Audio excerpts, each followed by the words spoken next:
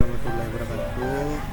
Kembali lagi bersama saya Muhammad Ilham Prima Putra di channel ini.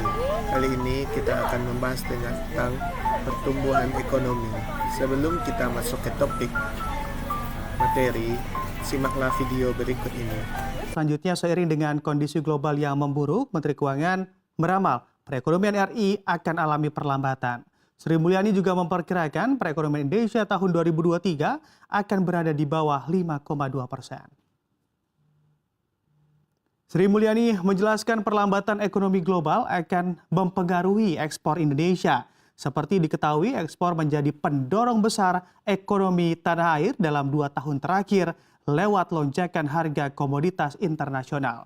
Oleh sebab itu, Sri Mulyani akan mendorong konsumsi rumah tangga seoptimal mungkin agar pertumbuhan ekonomi tetap terjaga. Selain itu, penghapusan kebijakan PPKM, meningkatnya aliran masuk penanaman modal asing atau PMA, serta berlanjutnya penyelesaian berbagai proyek strategis nasional diakui bendahara negara akan membantu menggerek ekonomi Indonesia di tahun 2023.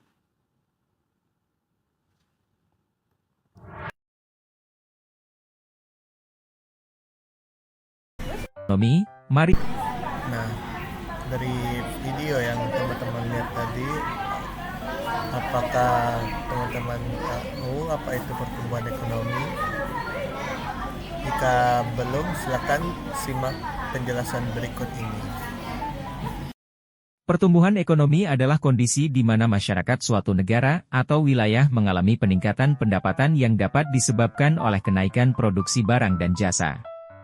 Selain itu, definisi lain dari pertumbuhan ekonomi adalah prosedur transfigurasi finansial yang identik dengan sumber daya alam, jumlah komoditas dan kondisi keuangan suatu negara. Selanjutnya yang kedua mengenai materi tentang teori-teori pertumbuhan ekonomi. Teori yang pertama yaitu teori pertumbuhan ekonomi klasik. Pertama menurut Adam Smith. Menurut pandangan Adam Smith, pertambahan populasi penduduk akan berdampak pada pertumbuhan dan perkembangan perekonomian.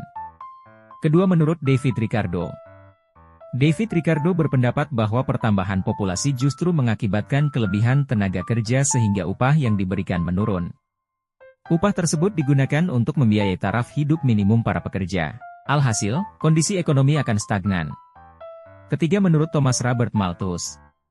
Menurutnya pertambahan populasi dapat menyebabkan krisis pangan. Akibatnya, harga pangan di pasaran pun akan meningkat karena tidak semua orang memiliki akses terhadap pangan. Teori yang kedua yaitu teori pertumbuhan ekonomi neoklasik. Pertama menurut Joseph Schumpeter.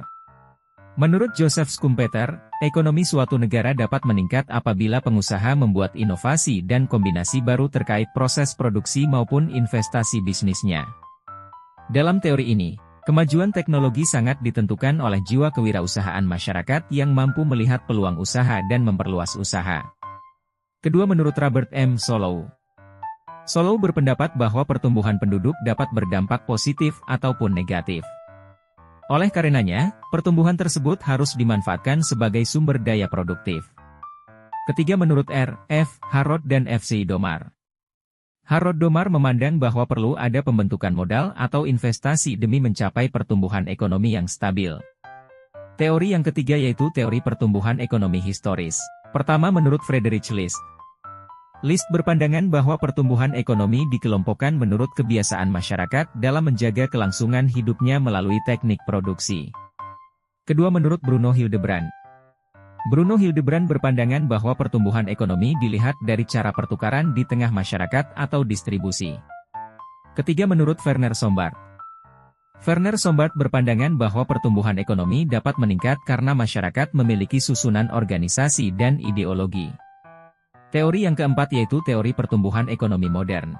Teori pertumbuhan ekonomi modern didukung oleh Walt Whitman Rostow.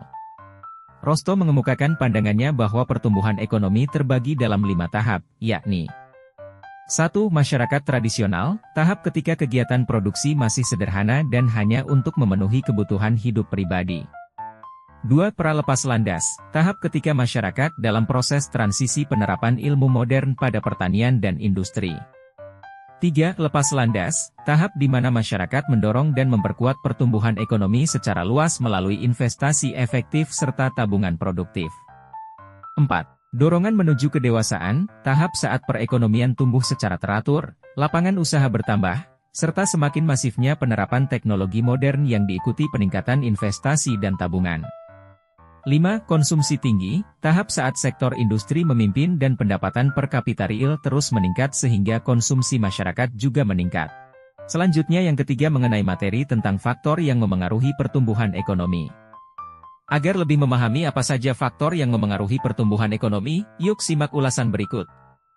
1. Sumber daya manusia, SDM.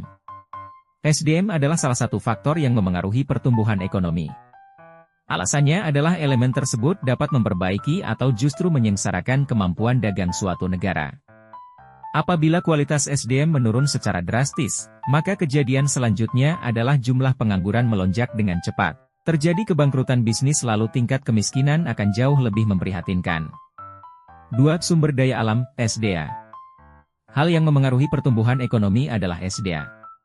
Permintaan sumber daya alam dalam bentuk ekspor sangat berdampak pada kondisi keuangan negara. Terkait dengan itu, perlu dipahami bahwa jumlah kekayaan SDA harus berjalan beriringan dengan peningkatan SDM sehingga pertumbuhan ekonomi dapat terlaksana. 3. Kemajuan iptek. Sebagai faktor yang memengaruhi pertumbuhan ekonomi, perkembangan teknologi dan pendidikan perlu digencarkan sehingga produksi barang atau jasa menjadi lebih efisien. 4. Tingkat inflasi dan suku bunga.